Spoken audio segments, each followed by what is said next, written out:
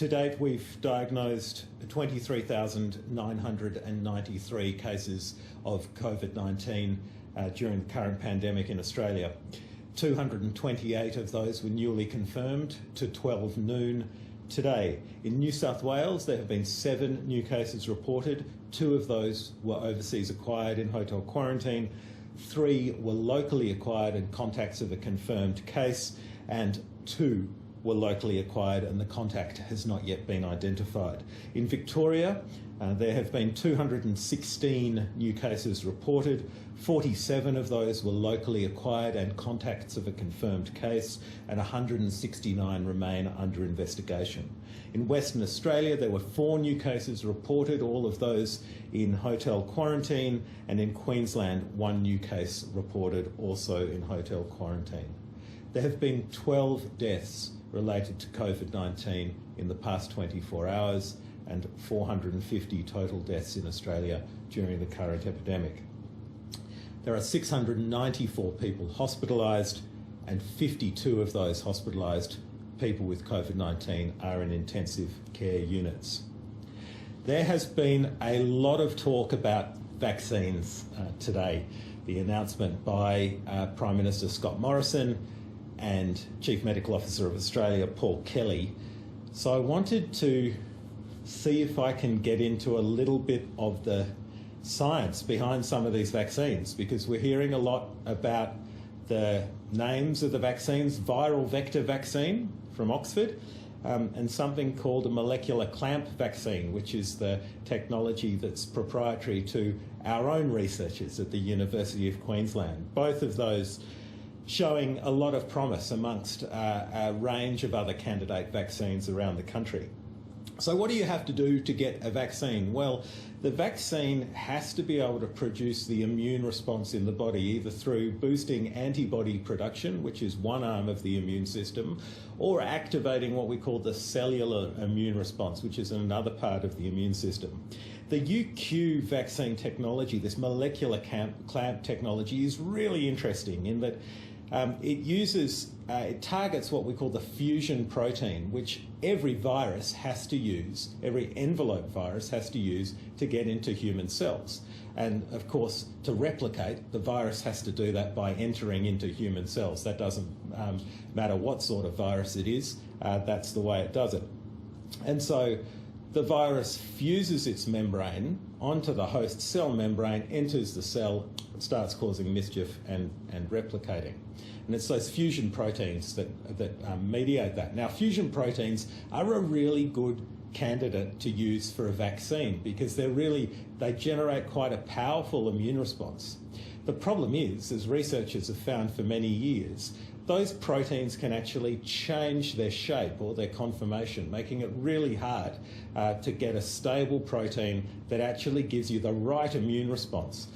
So what have our researchers at the University of Queensland done? They've actually, and they've used a word that's quite evocative, molecular clamp. They've actually clamped these proteins, these fusion proteins, in a particular conformation that results in the right immune response being generated.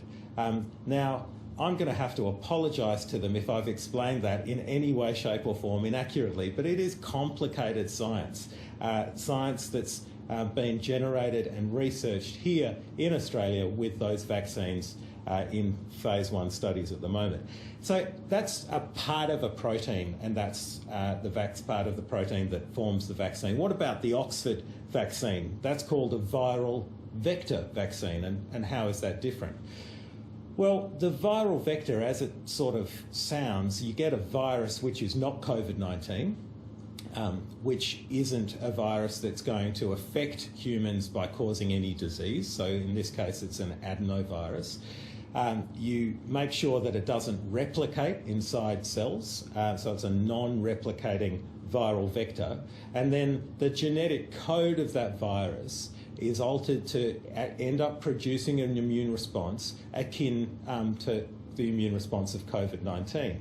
Now, why is that exciting and interesting? Because it it doesn't just, in fact, it stimulates less of the antibody type response and more of the cellular type immune response. And that really does have the potential to harness the dual aspects of the immune system, antibody and cellular, to give you enough of an immune response to make you effectively immune to COVID-19. Now, this is complicated stuff, and I can tell you that even as an infectious disease physician, I find this technology and this science quite hard to unpick. I hope I've explained it as accurately as possible. But it also exemplifies the reason why we, as the Australian Government Department of Health, need to get the best people in Australia advising us on these complicated matters. The virus is new, where the evidence is emerging. And so, as was announced today, the Scientific and Technical Advisory Committee to Government on COVID-19 vaccines contains some of Australia's most eminent scientists or vaccinologists, including an old colleague from the University of Western Australia, Associate Professor Chris Blythe, and the current Deputy CHO of Victoria, Professor Alan Cheng, both of whom are the co-chairs of the Australian Therapeutic Advisory Group on Immunisation, or ATAGI. Alan Finkel's on that group, our chief scientist, who had such an important role during the first wave of the Australian epidemic in developing helping to develop novel ventilator manufacture in Australia, and Larry Marshall, the CEO, Chief Executive Officer of the CSIRO, amongst others. So it's important and critically important that we get the best advice from the best people in Australia. And that's replicated in all of the government committees that advise the Department of Health and advise our ministers and our Prime Minister. The Australian Health Protection Principal Committee that you've heard so much about, comprising the chief health officers of every state and territory with decades of cumulative experience in public health.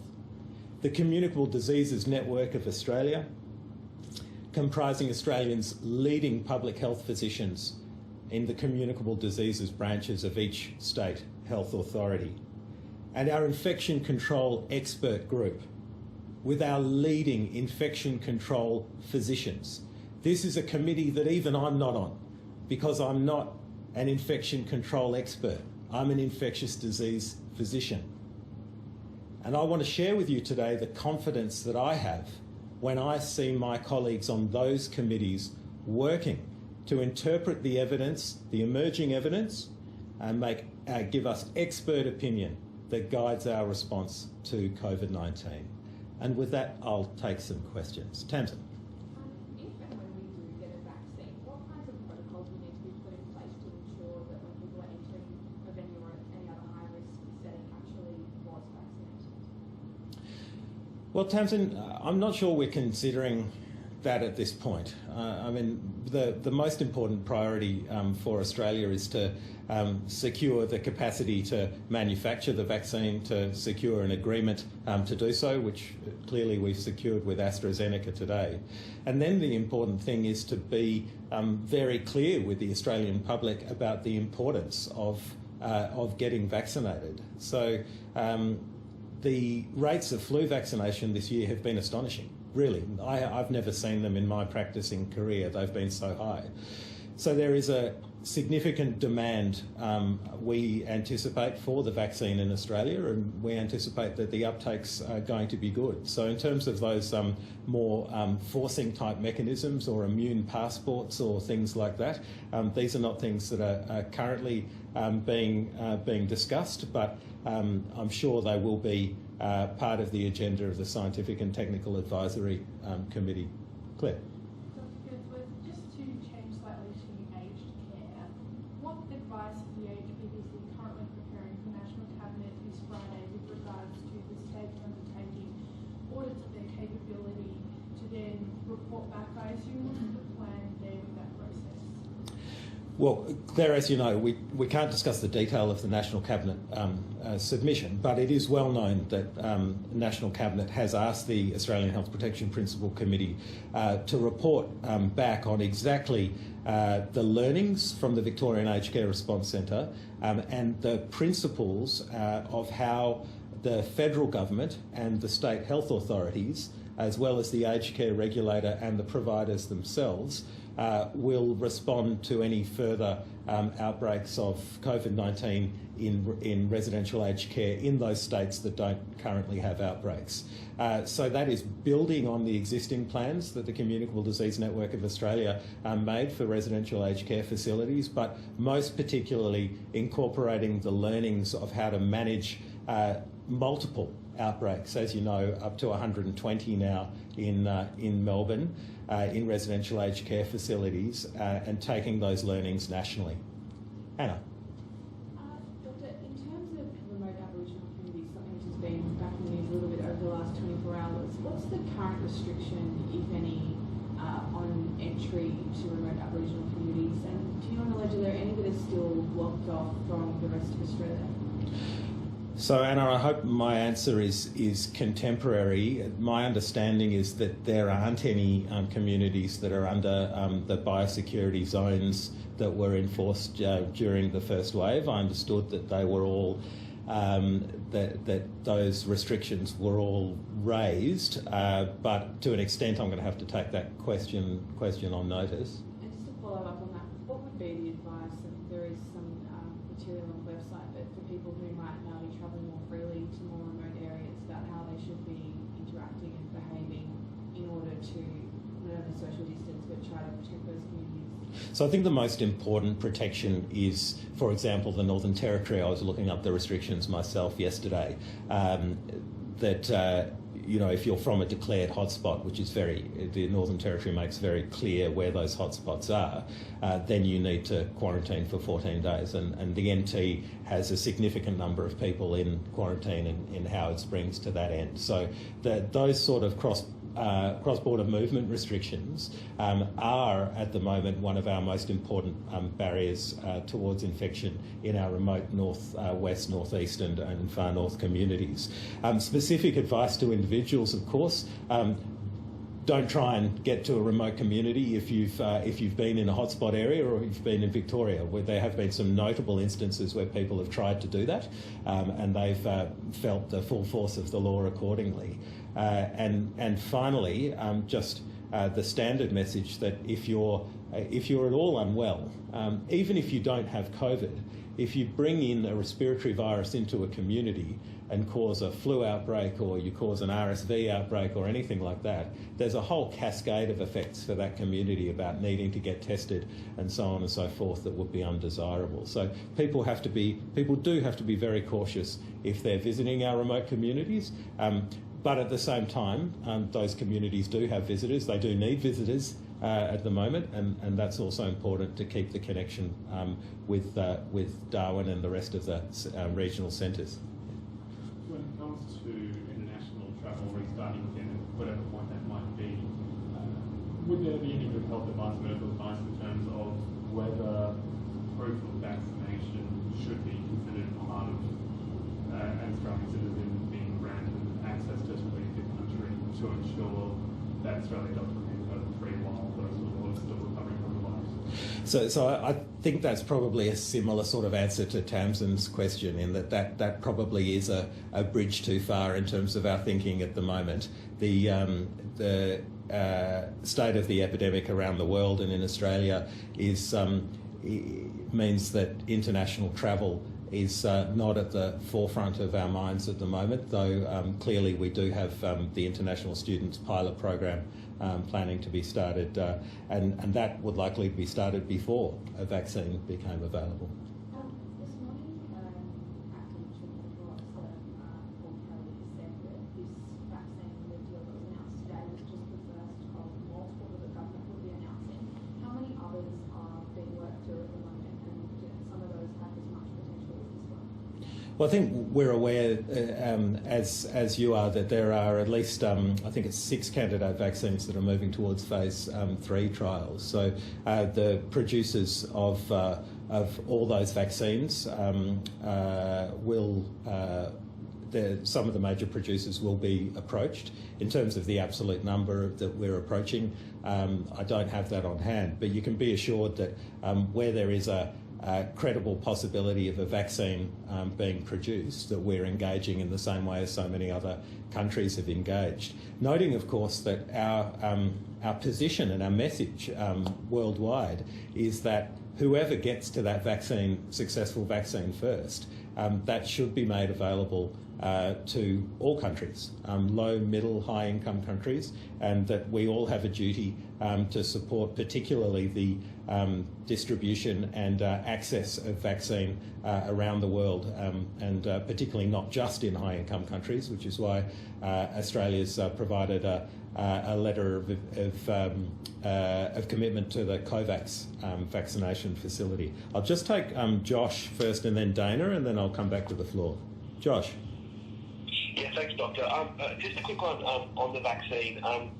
There has been, I guess, some consternation today about the difference between a letter of intent to get a vaccine versus a deal to get a vaccine. I realise this might be more of a political question or a matter of semantics, but realistically, what does today's announcement really mean? How meaningful of a step is it practically? And if it all does go well and all the boxes are ticked, how many steps are there before this vaccine would actually be rolled out? Well, Josh, I think it's an important question, actually. What does this letter of intent actually mean? And the answer really is the ability of Australia to be able to produce a licensed vaccine in the country is the way I understand it, and having that critical first step, as it relates to the Oxford vaccine, which is clearly one of the most promising vaccine candidates, and why we've engaged first with AstraZeneca.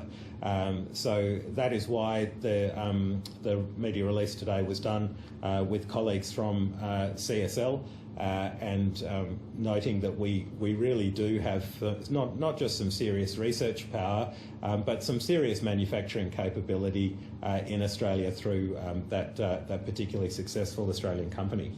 Dana. Thanks, Dr. Coatsworth. The PM said today that all options will be on the table when it comes to encouraging people to accept a vaccine once we do have an approved COVID-19 vaccine. And Professor Kelly talked about linking it to programs. The PM mentioned many times about the no jab, no pay policy. What types of things could this vaccine be linked to? Are we talking about people not being allowed to go to restaurants and bars, or would people not be able to attend schools or catch public transport? How broadly could the restrictions apply? So once again, I'll just take a step back and say that we have spoken about vaccines so much this year, that Australians have gone through so much pain with restrictions and stage 4 and 3 restrictions in Victoria at the moment. At the same time, we've had record influenza vaccine uptake, and so the first step is going to be is never the stick. The first step is always engaging with Australians, with the community, doing some of that complicated explaining that I've attempted to do today, but really reassure Australians that the vaccine that we eventually get is safe, it's effective, and when we roll it out, we monitor it just as we do the new strain influenza vaccines every year through our really robust regulatory system. And it's that confidence that is going to get the bulk of Australians getting vaccinated. I have absolutely no doubt about that.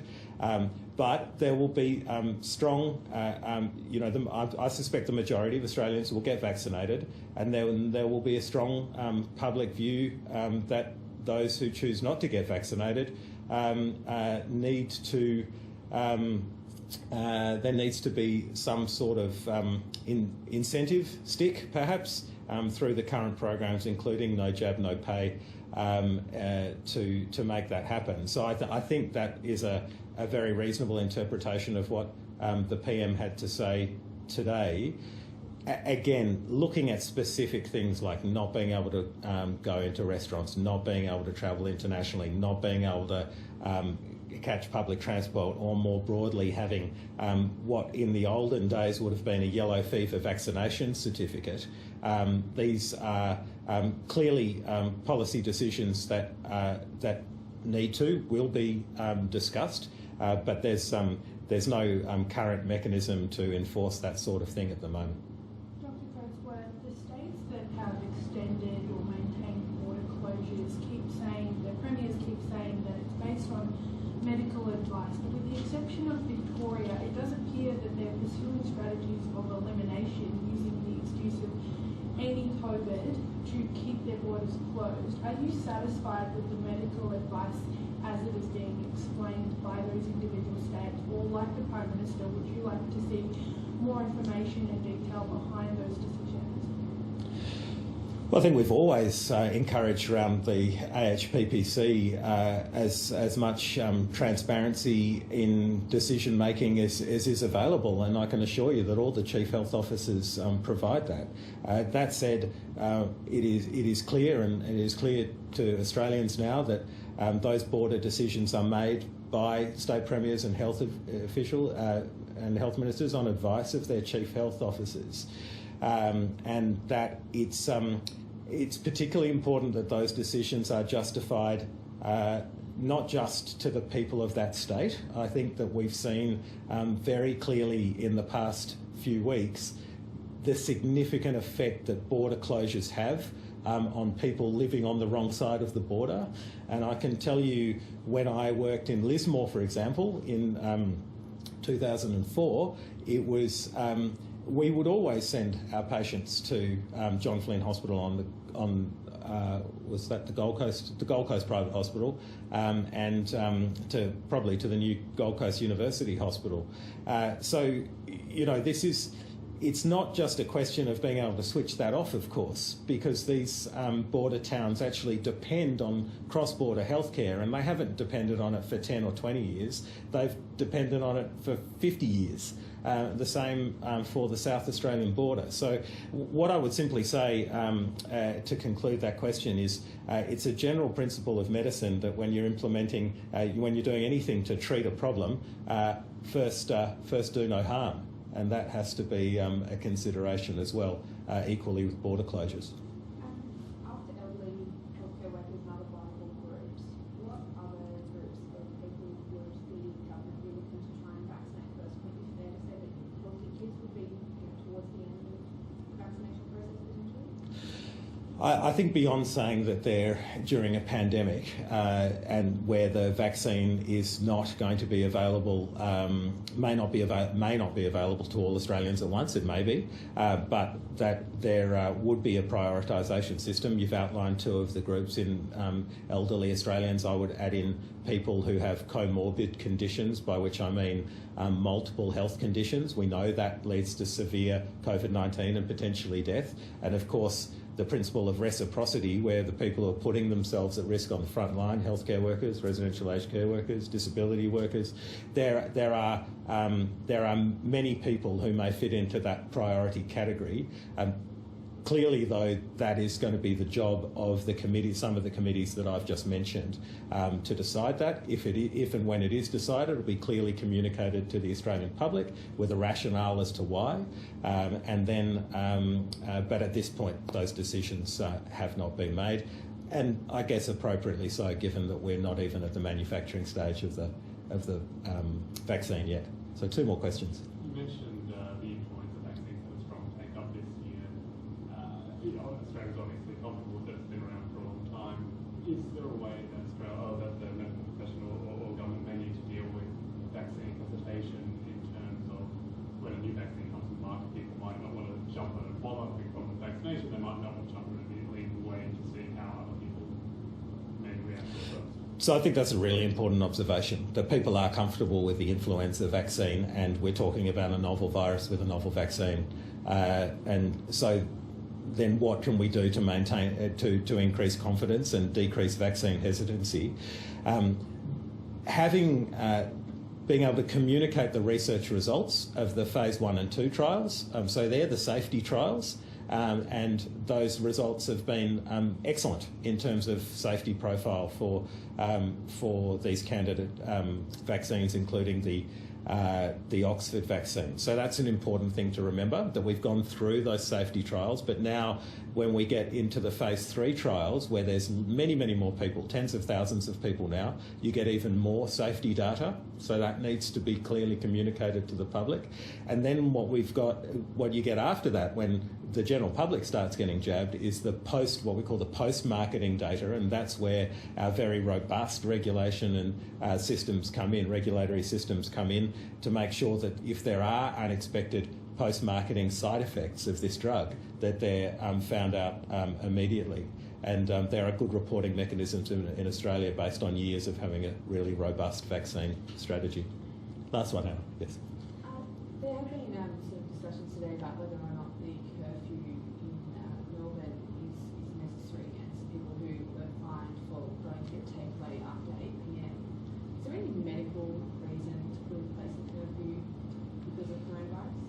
Well, I think that the short answer is yes, there is a medical reason to do whatever you can to reduce mixing.